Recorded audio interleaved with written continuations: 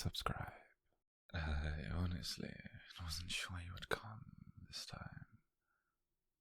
I mean, after the last message I sent, I thought surely, just maybe, you'd block me, or ignore me, or pretend you never saw it.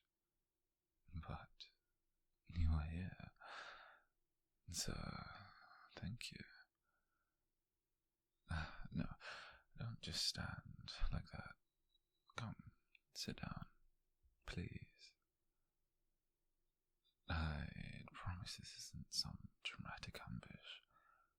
I just wanted to talk. Just one conversation. That's all I asked for. There you go. You look tired. Have you been sleeping properly? Alright. Sorry, I forgot I'm not really allowed to ask things like that anymore, am I? Funny, isn't it? There was a time when you tell me everything. Who annoyed you at work, what you ate for lunch, what song got stuck in your head, and what stupid customer made you cry in the stockroom because they yelled at you over something that wasn't even your fault. And, well, I listened. I listened every time, every single time, because I cared. I still care, and even now. Yeah, now, I rehearsed this conversation a lot. I told myself I'd be calm, mature, understanding. I told myself I wouldn't make you uncomfortable. But then you walked in and looked at me like I'm some wounded animal you're scared might bite you. And then suddenly I couldn't breathe anymore properly. Do you know what rejection feels like? Not the casual kind, not the sorry, not interested kind. I mean, repeated rejection over and over and over again. Like being slowly taught that no matter how gently you love someone, they'll still pull away from you, like your touch burns. It hurts. God, it hurts. I remember the first time I asked you out. You smiled so apologetically, like you already knew what the answer would do to me. Maybe another time. That's what you said. Another time. And I clung to those words like an idiot, because another time and possibility, didn't it? It meant maybe you just weren't ready. Maybe you were nervous. Maybe you needed patience. And I can be patient. I was patient. Months of patience. Months of staying by your side while you cried over people who never deserved you. I was there after every breakup, every panic attack, every I'm sorry for venting so much, and every time I told you the truth. That's okay, I'm here. And that's because I always was. Do you know how dangerous hope really can be? You gave me just enough of it to cruel part, that you never outright pushed me away. Not fully, no. You kept me close enough to matter, but never really enough to be loved. And every time I thought maybe, just maybe, this was the moment you'd finally see me, you'd smile at me with those sad eyes and say, "You're such a good friend." I hate that sentence. I hate it so much. No, don't apologize. Please don't do that thing where you soften your voice because you think I'm about to break and I'm already broken. You just haven't noticed yet. Do you remember that guy? What was his name? Liam? The guy you dated for 3 months. You came to me crying because you forgot your birthday. Forgot your birthday. Yes. And you sat on my sofa, wrapped in my hoodie, while I ordered your favorite takeaway and listened until you sobbed into my chest for hours. And do you know what I thought the entire time? I thought, how could anyone possibly hurt you when loving you is the easiest thing in the world? I couldn't understand it, and still can't. And because I would have remembered every birthday, every coffee order, every nightmare, every scar. I remember the exact date that we met. You probably don't, but that's alright. I remember enough for the both of us. And you know what the worst rejection was? Not the first one, not even the third. It was when you looked me in the eyes after holding my hand all night, after falling asleep on my shoulder during that stupid movie marathon, after letting me tuck your hair behind your ear while you smiled at me like I mattered. And you said, "I wish I could find someone like you." I went home and stared at my ceiling until sunrise. Because what does that even mean? Someone like me, I was right there, breathing,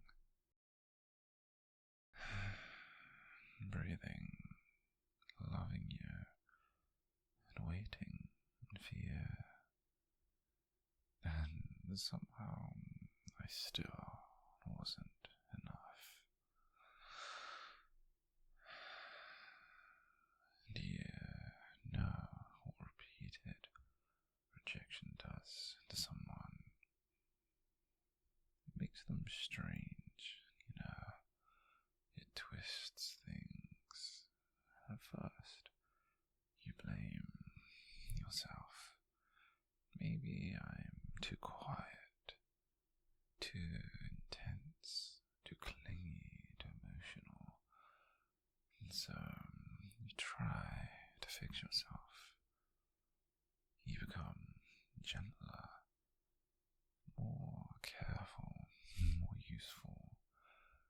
You answer every late night call. You memorize the schedule. You make yourself indispensable. And then one day you realize something horrific, horrifying, that you've built your entire life around a person who still doesn't choose you. And suddenly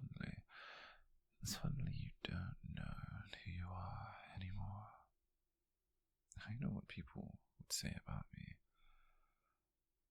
That this isn't healthy, that I should move on, that obsession isn't love. But they don't know you. They don't know the way your voice sounds when you're half asleep, or how you tap your fingers against cups when you're anxious, or how you pretend to hate affection, but melt the second someone touches your head gently enough. I know you better than anyone. Maybe even better than you know yourself. And I think that's part of why this hurts so much. Because I have loved every version of you. Yeah, even the difficult ones, especially the difficult ones. You rejected me again last week. Did you know that? I don't think you even realized you were doing it. You sent me a picture of the flowers that co-worker gave you. You were excited, happy, and then I stared at that picture for 20 minutes straight, wondering why the universe keeps handing your heart to people who barely notice its beating. And then you asked me, do you think he likes me? And I still answered, gently. I still helped you, because loving you means swallowing poison with a smile sometimes. No, I'm not angry at you. I don't think I could ever truly hate you. That's the problem, you see. You could carve me open, and I'd still ask if your hands were okay afterwards. And you know how pathetic that sounds. Because I do. I know exactly how pathetic I've become. You know, I tried to move on. Just once. And you remember Sophie? Yeah, she was lovely, kind, and funny. She liked me a lot. And every time she touched my hand, all I could think was, this isn't you. And so I ended it, because it felt cruel pretending someone else could replace you. No one replaces you. That's the issue. And you want to know something terrifying? I started measuring time by your attention. A good day is when you message first. A bad day is when you leave me unread.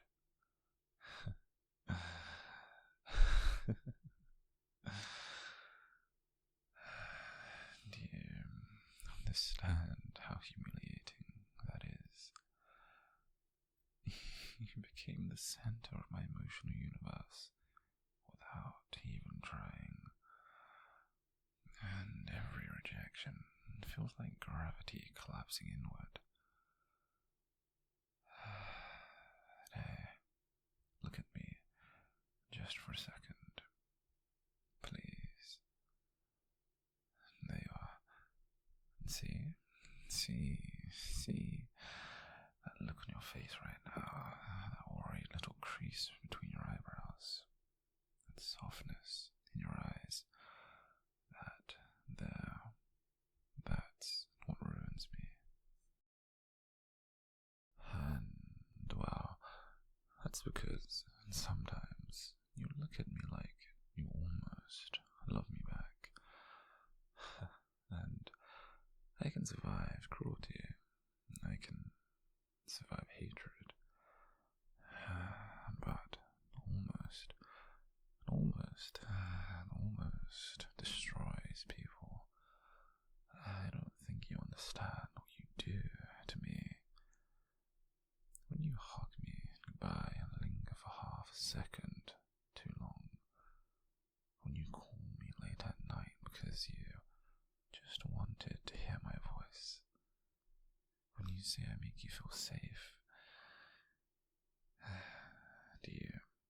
any idea what that does to someone already drowning in love for you.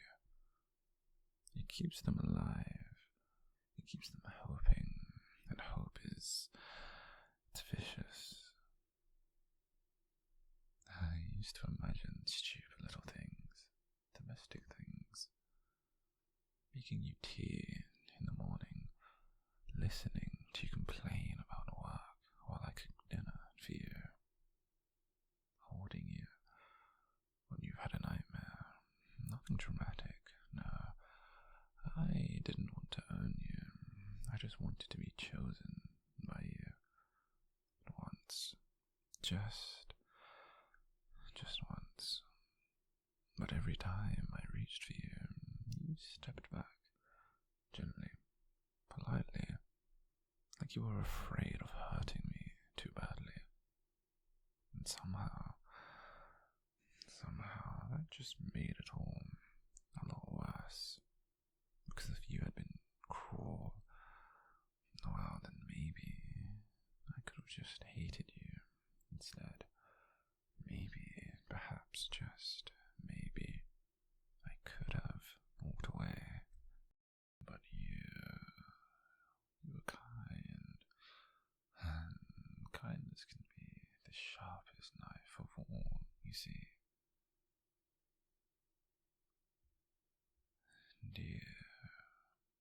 Do you remember that night outside the train station?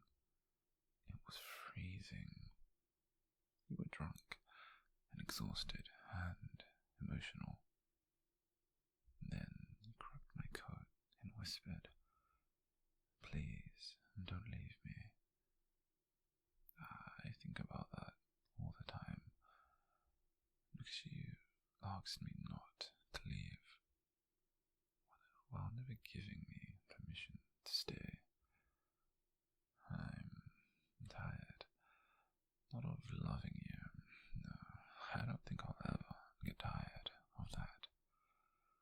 I'm tired of bleeding quietly, tired of pretending each rejection doesn't carve something out of me. I'm tired of acting normal when every tiny scrap of affection from you feels like oxygen. I can't keep surviving on crumbs forever, honey. No, listen, I'm not threatening you. I'm not saying this to manipulate you, but I just needed you to know. Needed you to understand that there's a real person sitting in front of you. Not just the dependable friend who always answers. Not just the shoulder you cry on. A person, a real one. And a real person who really loves you. Loves you so much that it physically aches sometimes. And the worst part, if you asked me to keep loving you like this, I probably would. That's how deep this goes.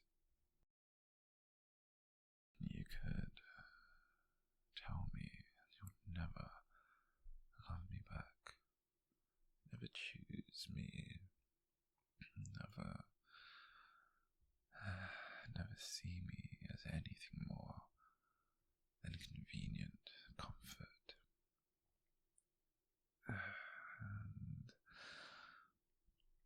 And I'd still walk you home in the rain to make sure you got there safely. See, pathetic, and really, truly pathetic. But I invited you here tonight because I needed something to change. Not forcefully, not violently, no, never. I just needed honesty. Yeah.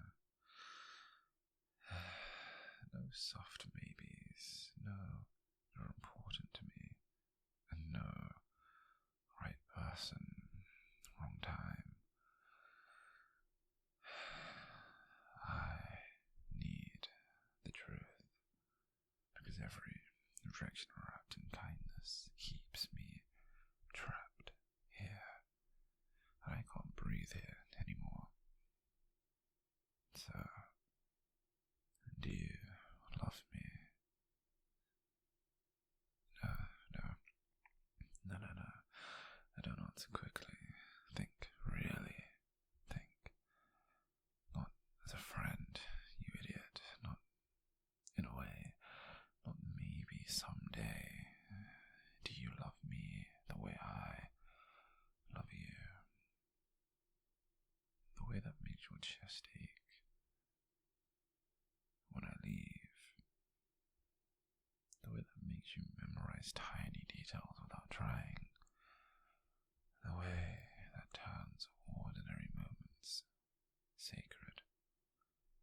Dear.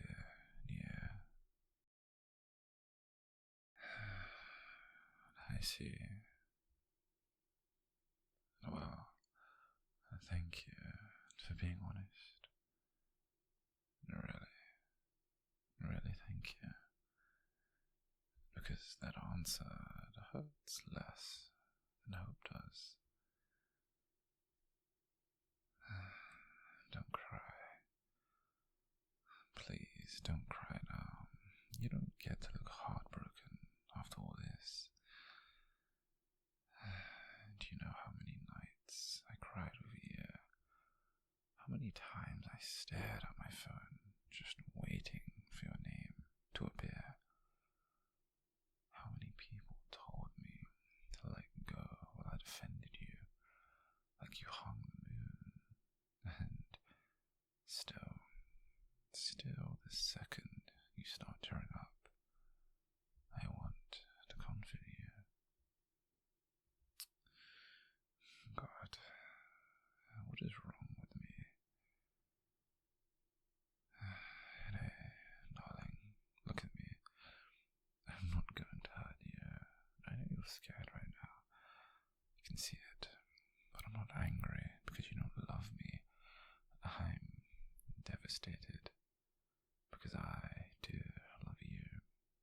There's a difference. I think part of me believed that if I loved you perfectly enough, well, eventually you'd wake up one day and realize that I was the right choice. Like devotion was some kind of currency.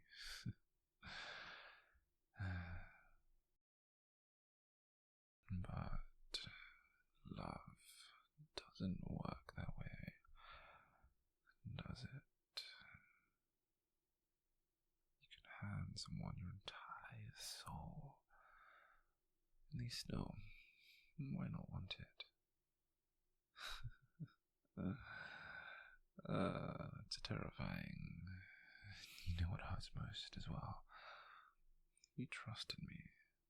You trusted me with every vulnerable part of yourself. And somewhere along the way, I started treating that trust like proof. Proof you belonged to me emotionally. That just isn't fair to you. I know that. But, God, it's hard separating love from longing after this long. Though I certainly don't regret loving you. I need you to know that. That even if this ruined me a little, I don't regret it. No, not a single bit. Because loving you was beautiful too. There were moments, tiny moments, where I genuinely felt happy just existing beside you, watching you laugh, hearing you ramble, walking beside you at night, the city lights reflected in puddles. He made ordinary life feel cinematic, and I think that's why letting go feels like dying. No, I'm not saying goodbye forever. I don't think I could disappear from your life completely, even if I tried. But things can't stay the same. I can't keep sitting silently at the edge of your life, hoping that one day you'll invite me closer. Because every rejection, every single rejection, every accidental reminder that I'm not the one you want, and well, it chips away at me slowly but surely, again and again and again and again and again. And now I'm scared of who I'll become if this keeps going. And you ever notice how obsessive people always start soft? No one wakes up monstrous. It starts with longing, then disappointment, then desperation. And desperation changes people. I don't want to become someone ugly because I loved you too much. So this is me trying to stop before that happens. Before resentment rots something important inside me. Before I start hating the very thing I adored. I need distance. Not because I don't care, but because I care far too much. And if I stay this close to you while wanting something you can't give me, eventually it will destroy the both of us. But God, I don't want distance, not at all. That's the cruelest part. I want your hand in mine. I want your sleepy voice at 2 a.m. I want the sleepy domestic future I built in my head. I want you. Still, always, you. You know, if you asked me right now to stay, really asked, I probably would. That's how weak I am when it comes to you, my dear. So, don't, please, don't give me another almost. No, come here, just for a second. There. See, this is dangerous, because holding you feels right. It always has. And my stupid heart immediately starts whispering things like, maybe there's still a chance, even now, even after everything. It is. I wish I could turn it off. I wish I could look at you normally, but every version of my future somehow circles back to you. Do me a favor, will you? If someone loves you, and someday really loves you, don't leave them starving for certainty. Don't feed them just enough affection to keep them hoping while your heart belongs somewhere else. Be gentle, yes, but be clear too. Because ambiguity can hurt more than rejection ever will.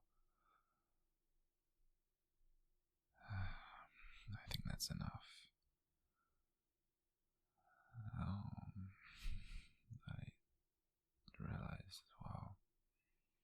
You smell like the perfume I bought you for Christmas. See, that's what I mean. I notice everything about you automatically. It's exhausting. I think this is the first honest conversation we've had in a very, very long time. Not the comfortable version, not the carefully edited version, the real one. And maybe that's good. Maybe pain is still better than pretending. You know what's funny? After all of these rejections, after all of this aching and yearning and humiliating hope, I still think you're a wonderful woman.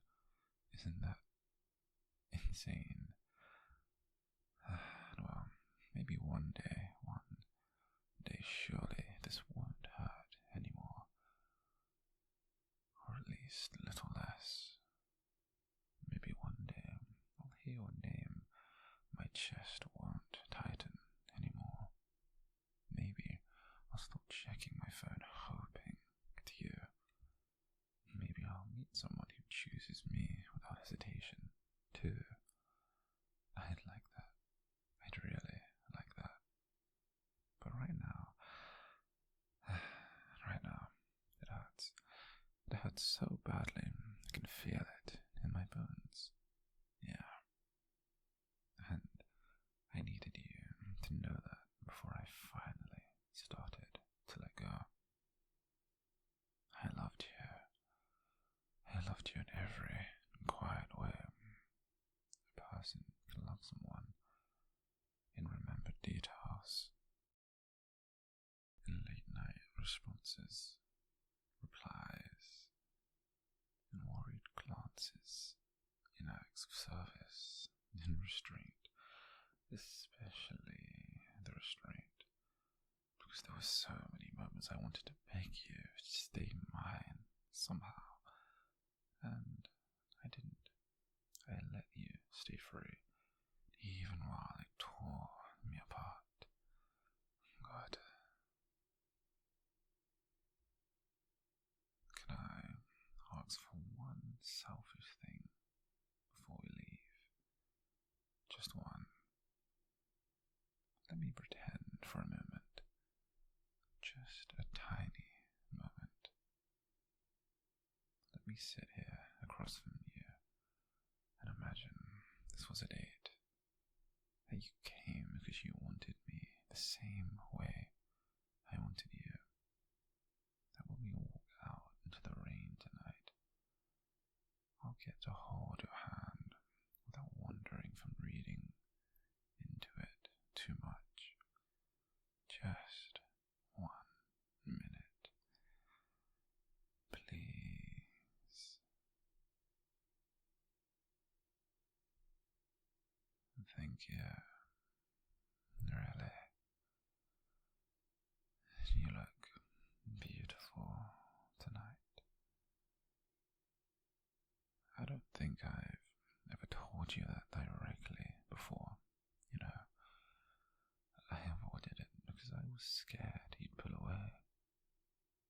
But you do. You really do. Beautiful enough to ruin someone slowly.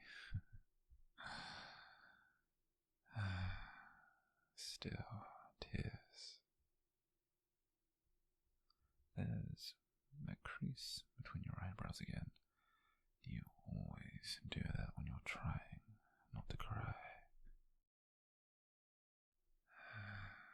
See, I know you so goddamn well.